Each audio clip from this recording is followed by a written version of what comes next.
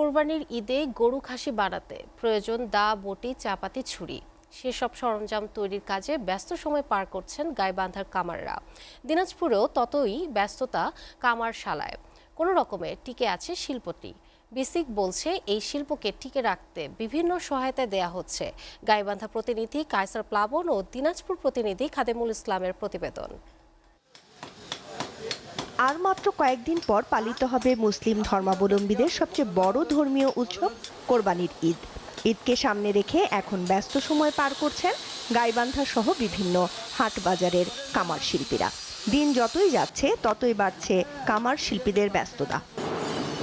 কোরবানির পশু কাটতে দা, বটি, ছুরি, ধামা, চাপাতি ইত্যাদি ধাতব হাতিয়ার অপরিহার্য।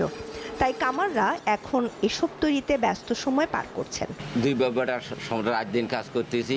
পুরাতন কামও আসতেছে এবং নতুন কামও চলতেছে। গতবারের চেয়ে বাড়ছে, নেওয়ার দাম বেশি, কয়লার দাম বেশি, কামলার দাম বেশি, ঘর ভাড়া বেশি। 50 টাকা, 60 টাকা, 40 টাকা কেজি, 70, 75, 80 টাকা কেজি কেনা লাগতেছিল।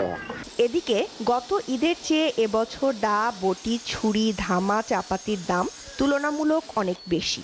শেষ সময়ে এসে বাধ্য হয়ে কিনতে হচ্ছে তাদের। গতবারে 500-600 টাকা হলে কেনা যাইতো, এবারে একটু বেশি।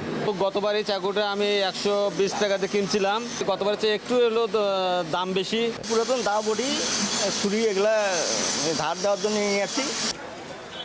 এদিকে দিনাজপুর শহরের বালুবাড়ি এলাকার মহারাজা স্কুলের সামনে কোনো রকম 6 থেকে 7 জন কামার শিল্পী গভীর রাত পর্যন্ত লোহার ঠুনঠান শব্দে দা, বটি, চাকু তৈরিতে ব্যস্ত।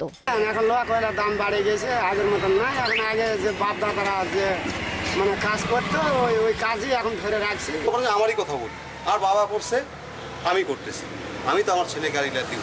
তাই এবং চাকু কিনতে আসছে, গতবারও চাই, এবার একটু দাম বেশি। এদিকে বিসিক বলছে এই শিল্পটিকে টিকিয়ে রাখতে সব ধরনের সহায়তা দিচ্ছেন তারা। আমরা তো শিল্প যারাই করে তাদেরকে সেবা, তাদেরকে পরামর্শ, তাদেরকে বিভিন্ন সহায়তা দিতে আমাদের। আমরা তো শুধুমাত্র তাদের পরামর্শ, ক্ষুদ্র ক্ষুদ্র ঋণ এগুলো তো আমাদের চলমান আছে এবং প্রশিক্ষণ এগুলো তারা যখনই আমরা বিভিন্নভাবে তাদেরকে সহায়তা করে যাচ্ছি।